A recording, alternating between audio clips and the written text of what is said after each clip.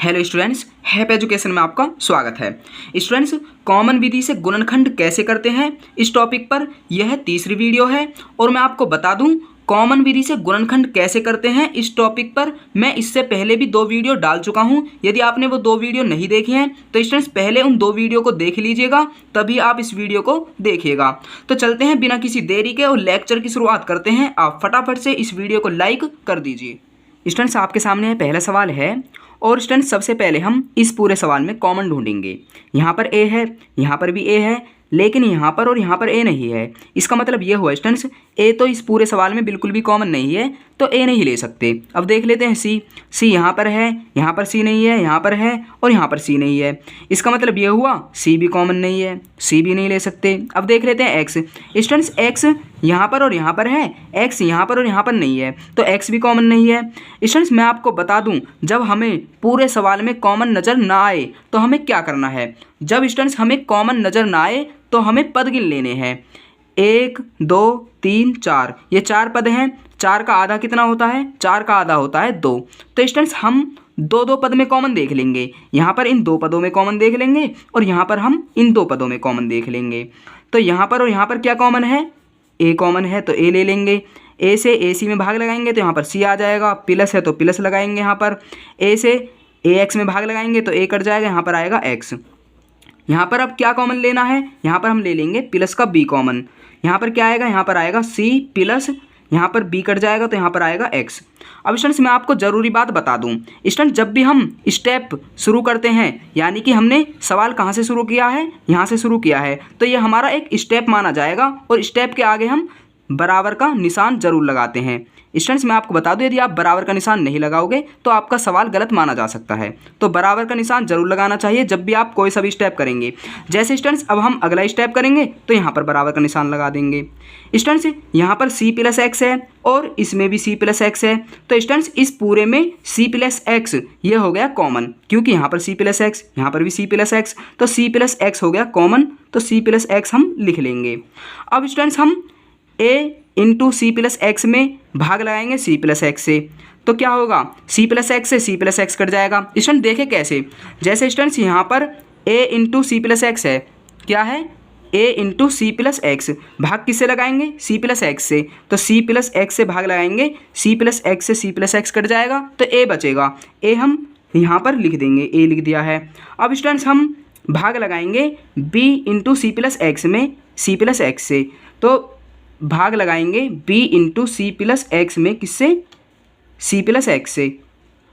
Student जिसको भी हम कॉमन लेते हैं उसी से हम भाग लगाते हैं। ये कॉमन लिया है तो इससे हम भाग लगाएंगे, इसमें भी और इसमें भी।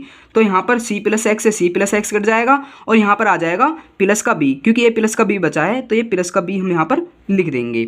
अब स्टूडेंट्स हमारे यहाँ पर गुणनखंड हो चुके हैं, तो स्टूडेंट्स आप बिल्कुल अच्छी तरह समझ गए होंगे। अब हम दूसरे सवाल पर चलते हैं।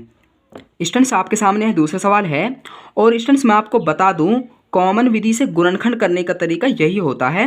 सबसे पहले हम पूरे सवाल में कॉमन देखते हैं और स्टूडेंट जब पूरे सवाल में कॉमन नज़र नहीं आता है तो स्टूडेंट फिर हम पद गिन लेते हैं और स्टूडेंट जितने भी पद होते हैं हम उन पदों का कर देते हैं आधा और हम उतने ही पदों में फिर कॉमन देखते हैं। जैसे मान लेते हैं स्टूडेंट्स 10 पद हैं और यदि स्टूडेंट्स हमें 10 पदों में यदि कॉमन नज़र ना आए तो स्टूडेंट्स फिर हम 10 का कर देंगे आधा। 10 का आधा होता है 5, तो स्टूडेंट फिर हम 5 पदों में कॉमन देखेंगे। और स्टूडेंट जैसे मान लेते हैं 6 पद है, यदि 6 पदों में कॉमन नज़र ना आए तो स्टूडेंट 6 का कर देंगे आधा, तो स्टूडेंट 6 का आधा होता है 3, तो स्टूडेंट फिर हम 3 पदों में कॉमन देखेंगे। जैसे स्टूडेंट्स यहाँ पर इस दूसरे सवाल में कहीं भी कॉमन नज़र नहीं आ रहा है इस पूरे में, तो स्टूडेंट फिर क्या करेंगे? ये कितने पद हैं? 4 पद हैं, 1 2 3 4, 4 का आधा कर देंगे, 4 का आधा होता है 2, तो स्टूडेंट फिर हम इन 2 पदों में कॉमन देखेंगे और इन 2 पदों में कॉमन देखेंगे। तो स्टूडेंट्स यहाँ पर ए एक्स और यहाँ पर बी एक्स, यहाँ पर क्या कॉमन है? एक्स, तो यहाँ पर क्या आएगा? एक्स एक्स कट जाएगा ए और यहाँ पर आएगा प्लस का बी। और स्टूडेंट्स यहाँ पर क्या कॉमन है? यहाँ पर माइनस है तो पहले हम माइनस लिख लेंगे और स्टूडेंट्स यहाँ पर वाई, यहाँ पर वाई, तो वाई हो गया कॉमन। अब स्टूडेंट्स हम माइनस वाई से माइनस ए वाई में भाग लगाएंगे और माइनस बी वाई में भाग लगाएंगे। स्टूडेंट्स मैं आपको समझाने के लिए भाग लगाकर भी बता देता हूँ। यहाँ पर माइनस का ए वाई है, माइनस ए वाई में भाग लगाएंगे माइनस वाई से, माइनस से माइनस कट जाएगा, वाई से वाई कट जाएगा, तो क्या बचा? ए बचा, ए लिख देंगे हम यहाँ पर।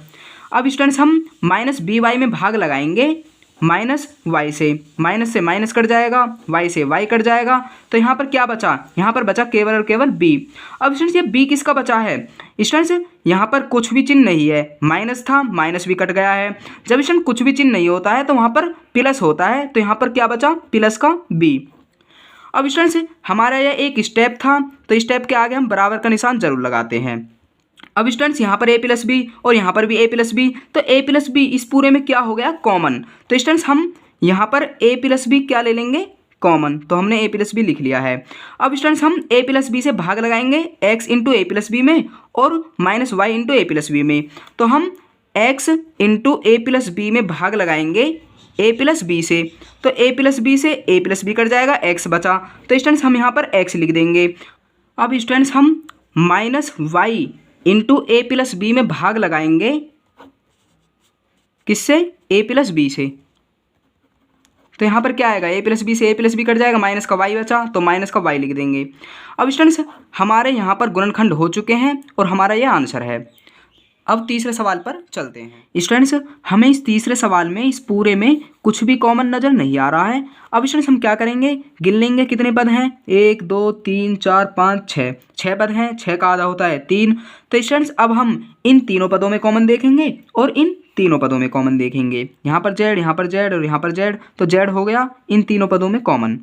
अब भाग लगाएंगे जेड से, जेड वाई में भी और जेड सी में और बी जेड में, तो यहाँ पर आ जाएगा Y plus C plus B.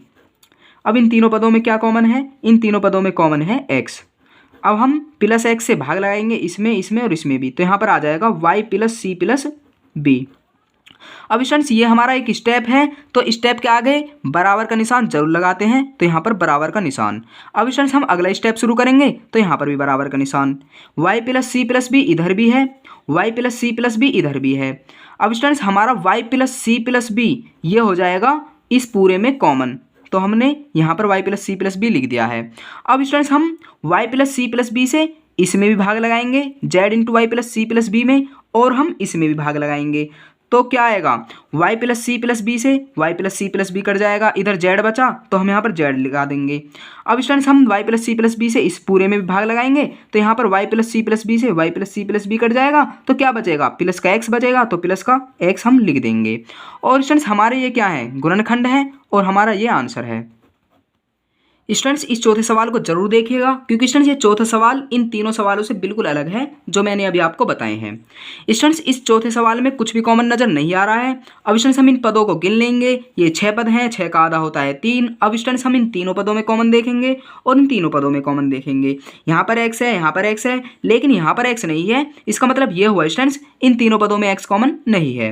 अब देख लेते हैं ए यहाँ पर है लेकिन यहाँ पर ए नहीं है और यहाँ पर भी ए नहीं है, इन तीनों पदों में ए भी कॉमन नहीं है। अब देख लेते हैं बी यहाँ पर है और यहाँ पर है, लेकिन बी यहाँ पर नहीं है, इन तीनों पदों में ना तो ए कॉमन है, ना बी कॉमन है और ना ही एक्स कॉमन है। स्टूडेंट्स मैं आपको बता दूं, जब स्टूडेंट्स पूरे सवाल में भी कॉमन नजर ना आए और स्टूडेंट्स जब हम पदों को गिन लें और गिनने के बाद उनका आधा कर दें और उनमें भी कॉमन नजर ना आए, तो स्टूडेंट्स ऐसी कंडीशन में हमें पदों को आगे पीछे ले जाना होता है। स्टूडेंट्स पदों को आगे पीछे क्यों ले जाना होता है, क्योंकि स्टूडेंट्स हमारा मेन मकसद है कॉमन ढूंढना। स्टूडेंट्स ये 6 पद हैं, तो 6 का आधा होता है 3, तो स्टूडेंट्स हमें 3 ऐसे पद ले लेने हैं जिनमें कुछ कॉमन हो। स्टूडेंट्स अब हम इसीलिए आगे पीछे करेंगे, यानी कि हम 3 ऐसे पद ले लेंगे जिनमें कुछ कॉमन नजर आए। तो यहाँ पर ए एक्स है, इसमें ए है, यहाँ पर ए वाई है, इसमें भी ए है, यहाँ पर ए सी है, इसमें भी ए है। तो स्टूडेंट्स ये 3 पद हैं, 1 2 और 3, इन तीनों पदों में ए कॉमन है, तो इनको एक साथ लिख लेंगे, ए एक्स प्लस का ए वाई प्लस का ए सी। और स्टूडेंट जो बच गए हैं पद उनको अब हम लिख लेंगे, यहाँ पर बी एक्स बचा है प्लस का बी एक्स लिख लेंगे, प्लस का बी वाई बचा है प्लस का बी वाई लिख लेंगे, और प्लस का बी सी बचा है तो इसको भी लिख लेंगे। अब स्टूडेंट्स क्या करेंगे, अब तो कॉमन ढूंढना सिंपल ही है स्टूडेंट्स, अब तो कॉमन आसानी से मिल जाएगा। इन तीनों पदों में ए कॉमन है तो ए लिख देंगे।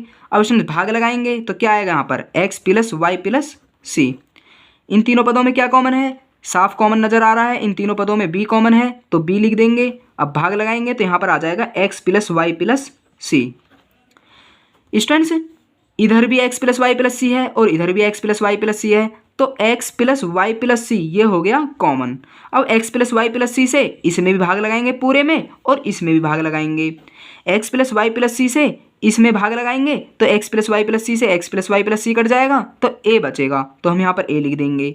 एक्स प्लस वाई प्लस सी से एक्स प्लस वाई प्लस सी कट जाएगा इधर का, तो क्या बचेगा, प्लस का बी बचेगा, तो प्लस का बी लिख देंगे। और स्टूडेंट्स यही हमारा आंसर है। स्टूडेंट्स आप बिल्कुल अच्छी तरह समझ गए होंगे गुणनखंड कैसे करते हैं कॉमन विधि से। तो स्टूडेंट्स आपके लेक्चर पसंद आया होगा, यदि पसंद आया तो वीडियो को लाइक कीजिएगा। तो चलते हैं, फिर मिलेंगे एक ऐसी ही वीडियो के साथ।